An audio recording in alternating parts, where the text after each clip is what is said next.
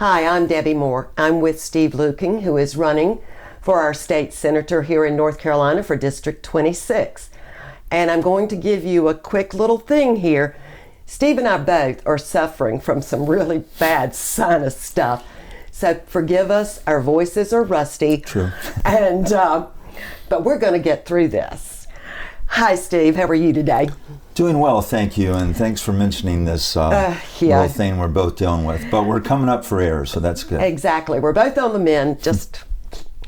But anyway, let's talk about a fefew issues that are near and dear to your heart, and we hope to near and dear to the folks that will be voting. Sure. First, of course, and we covered some of this in our last interview, but let's talk about education. Let's talk about the need for more public education and support, better teacher pay, and all of those wonderful things. So absolutely happy to do that. So to me, public education is just crucial. To have a good, solid public education system is foundational to having a good community, good opportunities for our workers, good opportunities for families to succeed in future generations. So it's absolutely crucial.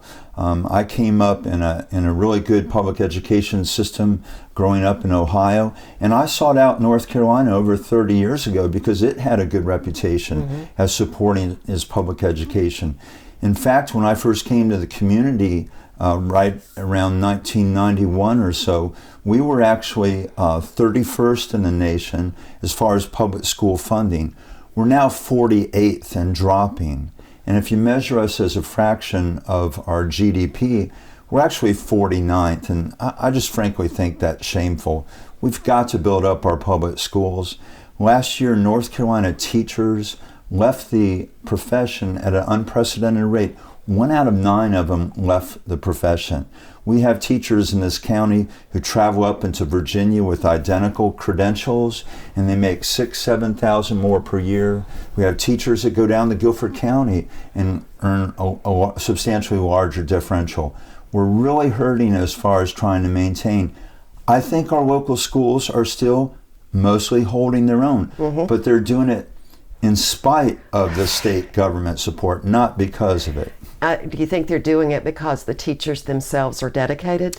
Absolutely. We have a very loyal teaching force. But I'll point out, just as in the corollaries with family doctors, we have a loyal group of older family doctors, but it's getting harder and harder to recruit younger family doctors of the community. And similarly, it's getting harder to recruit young teachers of the community when they come in knowing that just 20 miles north of here, they can make $7,000 or $8,000 more per year for the very same level of work and the very same level of credentials.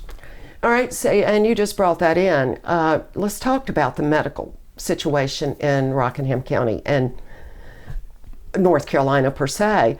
I remember when you were recruited. I remember when a lot of that group were recruited to come to Rockingham County, and you were able to make an actual living when you came here.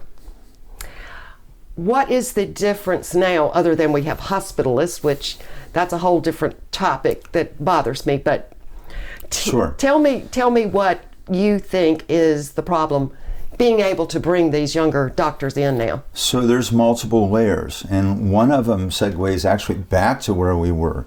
When you're a young physician and you have a family coming up and you want your kids to go to public school, as I did, you want to go to a school system that has a good, solid reputation as far as funding of the schools. And 30 some years ago, we had that. We do not have that now. So that's one thing that's leading a lot of physicians to move to larger communities and settle in and practice there, or they'll stay in larger communities, drive up here, but after a while the driving gets old, they have more attractive offers closer to home, and next thing you know, they're staying in the big city. We're having a terrible crisis as far as supplying primary care. I don't want to let the large medical systems off the hook either. They could do more in terms of recruitment of primary care and specialists to the rural areas by perhaps paying them a little bit more so that their income will be closer to what they would make in the big city. I think, frankly, our large hospital systems have a little too much say in the legislative process, and their focus usually is on their home base and funding their wonderful subspecialty preferences, which gosh knows we need, but they need to turn to the rural communities too and support us more. And so that's why I'm saying, as a family doctor with my roots, when I take that to Raleigh, I will lean on the large health systems. I'll lean on the insurance companies. And by the way, I will not accept any donations from them regarding any legislation that I'm facing as far as making decisions on. So I think there are quality of life issues. I love Rockingham County. I love the rural areas, but I am worried the more and more our public education systems erode, and the more and more our public health systems erode, you're going to find physicians less likely to settle into the communities. And that really scares me for our county. Do you think Medicaid or the not expanding Medicaid played any part in some of this? As you know, I was a huge proponent of Medicaid expansion. I was recognized as one of the top 3 doctors in the state fighting for Medicaid expansion. And I won't bore our audience with all the details, but it was a fight near and dear to me. I had, between my brother and I, we had hundreds of what I call my shadow patients. These are folks that don't have an insurance, and often you see them late presenting with symptoms where if you'd seen them earlier, you could have made a difference. I knew that this was going to be harmful to our rural hospitals. During that 12-year period where my opponent, Phil Berger, solidly and strongly opposed Medicaid expansion, we saw rural community hospitals go bankrupt in our state at a rate 4 times higher than the states that had the good sense to expand from the start. And I'll point out one of those hospitals was Eden's Moorhead Hospital, which basically went defunct and was renamed and taken over by UNC Rockingham.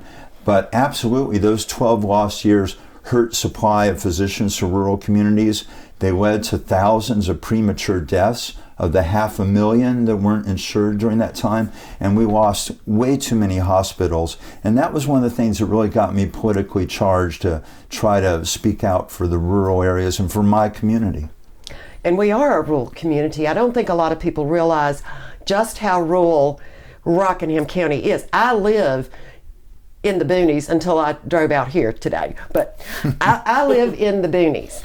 So I understand. Yep. Because I live on property that belonged to Richard's family dating back to the late 1800s. And that's awesome. But I watched the healthcare system erode from them. Right.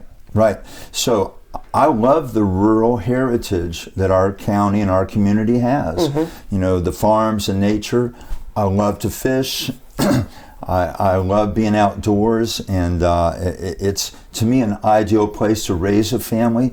But in order to raise a family, we have to have a solid healthcare system, and we have to have a solid education system. And both those priorities seem to be currently lost in the North Carolina legislature. And I hold my opponent, Phil Berger, substantially responsible for that, since he's been the head of the Senate during this whole time. And I will say one other thing. You know, they often call a yearly budget a moral fiscal document. We're basically deciding where to spend our dollars. And my opponent has decided basically to cut corporate taxes almost to zero, while at the same time knocking down our public school funding, not expanding Medicaid. It's harmed our communities. We need to turn a corner and better build up our communities. All right, you mentioned, so let's expand on that. The tax policy that is in place currently is that we have one of the lowest corporate tax bases in the United States. Yes. Or definitely North Carolina does. Right. And that puts the burden in the wrong place, I believe. Yeah, there's no question. So let's talk about that a little bit. I'll be happy to talk about that, because that's one of my big concerns.